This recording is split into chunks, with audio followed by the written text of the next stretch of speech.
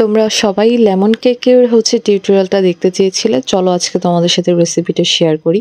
ও এটা তো রেসিপি হবে না, যেহেতু আমি ক্লে দিয়ে কেক বানাচ্ছি তো এটা টিউটোরিয়াল। সো চলো টিউটোরিয়ালটা শুরু করা যাক। আসসালামু আলাইকুম এভরিওয়ান। যেহেতু আমি ক্লে দিয়ে কেক বানাচ্ছি সেহেতু আমাদের লাগবে ক্লে, আর এখানে আমি লেমন কালারের 1 প্যাকেট ক্লে নিয়ে নিয়েছি। আর সম্পূর্ণ 1 প্যাকেট ক্লে আমার এখানে লাগবে না, কারণ আমি এখানে হাফ প্যাকেট ইউজ করব। আর কিভাবে কিপটামি করে ক্লে ইউজ করতে হয় সেটা তো তোমাদেরকে আমি রিলসে দেখিয়ে দিয়েছি। এই শীতে যদি ঠান্ডার মধ্যে বাইরে বের হয়ে ক্লে না কিনতে চাও তাহলে কিন্তু এরকম তোমরা কিপটামি করে ক্লে ইউজ করতে পারো, ঠিক আমার মতো। এরপরে আমি যখন ক্লের জন্য একটা রাউন্ড শেপ করে রেখে দিয়েছি, এরপর আমি ছোট দুইটা এরকম রাউন্ড শেপ করে নিব উপরে লেমন স্লাইসগুলো বানানোর জন্য। তো রিলসে তোমরা এটাও দেখেছো, আমি এখন তোমাদেরকে প্রপারলি দেখিয়ে দিচ্ছি।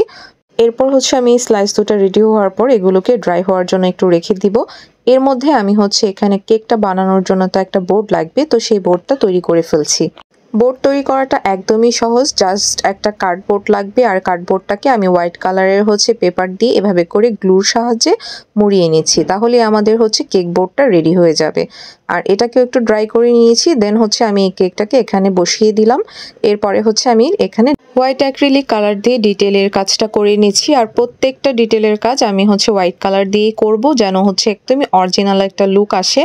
আর এই কেকটা কিন্তু আমি বানিয়েছিলাম একটা আপুর 1K সেলিব্রেট করার জন্য। তো এই কেকটা দেখার পরে তোমরা অনেক বেশি রিকোয়েস্ট করছিলে যেন আমি এটা টিউটোরিয়ালটা আপলোড করে দিই। মূলত একটু লেট হওয়ার কারণটা তোমাদের কি বলি, আমার একদমই ভয়েস ওভার দিতে ইচ্ছা করতেছিল না, এই জন্য এই ভিডিওটা আপলোড করতে একটু লেট হলো।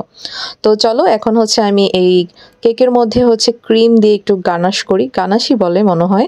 যারা কেক নিয়ে কাজ করো আসলে বলতে পারবা, আমি তো জাস্ট ক্লে নিয়েই কাজ করি আর ক্লে দিয়ে কেক বানাই। যারা অরিজিনালি কেক বানায় আমি ভাবি তাদের না জানি কত কষ্ট হয়। আমি তো জাস্ট ক্লে দিয়ে কেক বানাতে গেলেই কত না কত কিছু লাগে, এটা করো ওইটা করো, তারপরও দেখতে সুন্দর লাগে না। অনেক সময় দেখা যায় যে সুন্দর না আসলে লুকটা আমি এমনিতেই নিয়ে ফেলে দিই, বুঝছো? তো কেকে এরকম করো অবশ্যই কিন্তু কমেন্টে জানাবা। তো আমি লেমন স্লাইসগুলোকে শুকানোর পরে একটু কেটে নিয়েছি কেচি দিয়ে। তো কাটার পরে এরকম ছোট ছোট করে পিস করে নিয়েছি। এরপরে আমি কেকের উপরে টপারের মতো বসিয়ে দিলাম। তো এই দেখো এরকম হয়ে গিয়েছে। এরপরে দুইটা স্লাইস ছিল, আমি এটা বসিয়ে একটু সুন্দরভাবে ডেকোরেশন করে দিচ্ছি। এরপরে ছোট ছোট আমি বল বানিয়ে নিয়েছিলাম সুইট বল হিসেবে। তো দেন এই তো হয়ে গেল। কেমন হয়েছে অবশ্যই কমেন্টে জানাবা।